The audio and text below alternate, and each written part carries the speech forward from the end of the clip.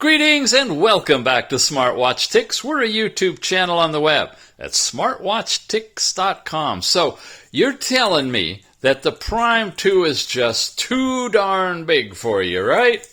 But at the same time, the LEM14, it's a bit small. You wish they made something in the middle? Well, you are in luck today because you're about to see this puppy. Well, it ain't even a puppy, it's a pretty big dog. Are you ready for the DM19? What is it exactly? It's an Android smartwatch. However, it is not Android 10, it's Android 7. Yay! I know there's those of you who love some of the features of the Android 7 that have been left out on Android 10, and some of the things they haven't yet fixed. It's still a work in progress. So if you're a flashback to Android 7 and you want a relatively big smartwatch, yeah, we're talking story here. This is, the M19, 7.1, 4G LTE, 8 megapixel camera, and so forth. Not too shabby, 138-ish, and maybe even get it cheaper if I got a discount coupon for you. However, one thing you gotta be a big fan of on this watch. Well, we'll get to it. Let's talk about it. The overview, it's standard, supports SIM card. It doesn't have Bluetooth calling like none of these watches, these Android watches do. It's a little light on the memory, 1 gigabyte of RAM, 16 gigabytes of ROM. We've seen Android 7 at 3 and 32, and of course Android 10 is 4 and 64. So a little bit light there. Got the nano SIM, multiple sports, all the standard stuff otherwise. The 900 milliamp hour battery, that's typical from its era. 640 by 590 resolution, 2.03 inch screen. Yep. The thing it's got that you might not really be excited about is the screen itself. You can't see too well in this picture, but it's got a little flat tire on the bottom. Not a big one, but a little one. I'm going to press and hold the button. I'm going to turn it on while we peel off the cover. Okay, I guess I had it upside down. Yeah, you don't see that, do you? There's nothing there. Hey, it's what they've come out with, and it's something that some of you guys might be interested in because of the size. It's getting itself booted up. While it's doing that, we'll take a look at the rest of the packing in the box. We've got a charging wire, of course. Fancy graphics for the boot up. Yeah, I know. You say I've reviewed it before. Probably. I'm getting so confused. There's so many of them. But this is the DM19, and I didn't have that one reviewed. Hooks in here. There's where you put your SIM card. A sealed back. Looks really nice and solid. Camera on the side. No front camera. One camera.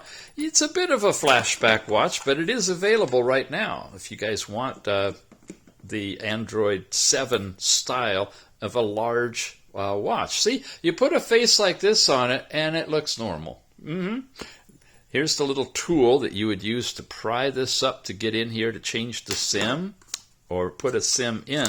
By the way, SIMs have to be on the GSM network. That's AT&T or T-Mobile in the U.S., and you could use the one from your phone. If you're on one of those carriers, you could actually pop it out of your phone and pop it here into this watch really easily. There's the directions again. Here's how you change the bands, removable, replaceable bands on here. Good. There's a big screen protector that you can put on it as well. And then the manual. So you could put your phone SIM card in here and go out for a jog or whatever, and you'd basically have your phone. Any incoming calls, or if you want to make outgoing calls, they would show like they're coming from your number. You could receive text messages and text back. Now, you probably don't have your lengthy text threads going on when you migrate over, unless you do something fancy to get them all to go onto the watch, which you might want to do if you're going to just use your phone SIM in the watch. But if you're just going to go out for a jog and then put it back again, you might want to avoid texting, or just recognize that any text you send or receive might not actually show up on your phone. I don't know. I haven't really tried that, but you could do that. We're into a different language now. Looks like it. Okay, so that's the manual for the watch, and here it is. Well, we got a little bit of power in it. Oh, we got a lot. Okay, great. It's already fully charged up. Swipe down, you get this information. Over here, you get the basic layout. Here's your silent mode. This is your overall brightness. There's full brightness, looks like that. And there's the lowest brightness that you can get. Now, because it's Android 7, we can put apps like display brightness and floating toucher and the things I've talked about a lot in the past. You can put that on this watch. It'll work. Android 10 doesn't support all of those. Airplane mode, cellular, location services for GPS is on here. You've also got the clean up your watch thing. Oh, there's a new nearby Chromecast. Okay, that's a notification coming in. You've got music control right here if you want.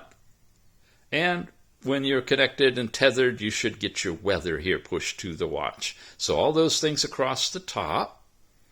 And, well, I'm going to push the button on the lower left. It's interesting. It's not on the right. The camera's on the right, but the button's back here on the lower left. Okay, it really wants me to install that home app. When I swipe up, I've got my step count stuff. Yeah, it's been a while since we've seen the layout for Android 7, isn't it? Swipe over this way, and now we've got your overall app layout, Apple style, or bubble style, I guess we'll call it. You can go into settings here, of course, and we can change that app list style to an arc, which is the way I prefer to work with it, because from here we could kind of sequentially go through them. Contacts, phone, and messaging, that's your standard SIM stuff. There's no Bluetooth tethering for your phone on here. Remember, you could take your phone SIM, though, and put it in here. Settings, you got browser, download, you got a basic calendar, clock. The camera is right here, and it's over here on the side, and you could take a picture. Simple as that. Bring it up. Get the details to show you that it's 2448 by 3264. Multiply that out. That's your resolution.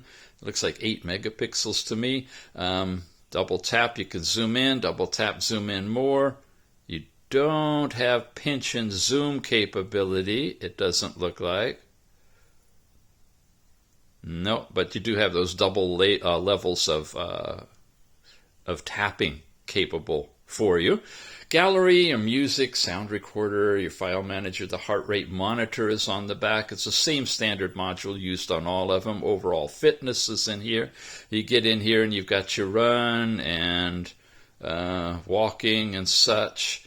And don't see the third tab that you would normally have here for invoking the GPS. So it looks like the fitness app is an earlier version that doesn't get your step count from or get your distance from step count rather than GPS in the layout. Of course, you can from here. Oh, no, you can't. Usually, you could go from here to your app drawer, and then one more would take you to fitness. Not on this one. So you have to come all the way down and go into fitness there. Again, weather, voice search is your Siri control or your Google control, Play Store, and system optimization. All the standard Android 7.1 stuff. These are the stock apps in here. And finally, we'll take a look at the watch faces that come with it. You got this fun bubble one, where you can pop the bubbles. Yeah, I know. You've seen that one before. It's been quite a while, though, huh? And then this one, too, which is really fun. That's the, come on, you got to load up for me. That one's the one that gives you the beautiful kind of flying stuff on the screen. but it's a little bit sluggish. So again, with 1 GB of memory, we don't have a lot of speed on the controls. Other watch faces in here, stock ones that you've seen before. Yes, you can put the custom watch faces. I haven't done that yet, but it's as simple as scrolling to the end. After you load them up, you hit that little arrow up there, and that'll refresh it. If you are on the internet, you can hit the plus sign if you can get your finger just right, and it'll bring up the watches that are available to you on the server, and then you can download any of those watches directly to the watch. Of course, you've got to be connected to Wi-Fi for all of that stuff to happen. We covered everything, the watch faces, but just basically that's it. The charging cable. Other than that, it's a standard stock Android 7 smartwatch. A 2.3-inch screen is what it's got going for it, along with a little flat tire on the bottom. It's a bit of a flashback, but it's still a really nice little watch if you like Android 7. Available from TomTop. Pick it up, use the show note link down below. It'll take you right over there. And yeah, you can have yourself some fun with a big watch that isn't huge, okay? Like the Prime 2, the Cospet Android 10 Prime 2. But definitely a decent size that would look like this on an average arm. So might be just the right size for you. Never know. Check it out.